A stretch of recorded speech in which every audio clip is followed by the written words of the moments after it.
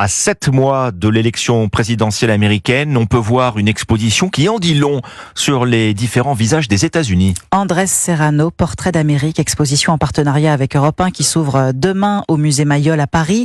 Une rétrospective d'Andrés Serrano, photographe américain des années 90, infiltré du Ku Klux Klan aux morgues, des communautés amérindiennes aux sans-abri. Un portrait sévère de l'Amérique, toujours d'actualité, Marie Jiquel. Le drapeau des États-Unis troué ou taché de sang, des membres du Ku Klux Klan, des portraits de stars comme Snoop Dogg à côté de ceux de SDF.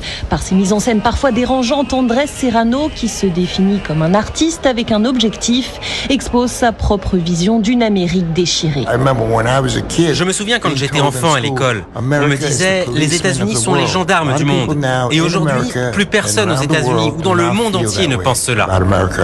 Au centre du parcours, un bureau regroupant une drôle de collection, tous les objets estampillés Donald Trump, briquets, peluches, photos dédicacées, qui ont élevé le magnat de l'immobilier au rang d'idole bien avant qu'il ne devienne président.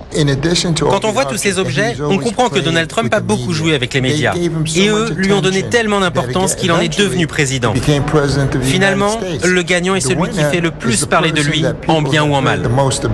Un apaisement dans ce parcours troublant, ces reproductions photos de la Vierge et l'enfant. Marie Jiquel.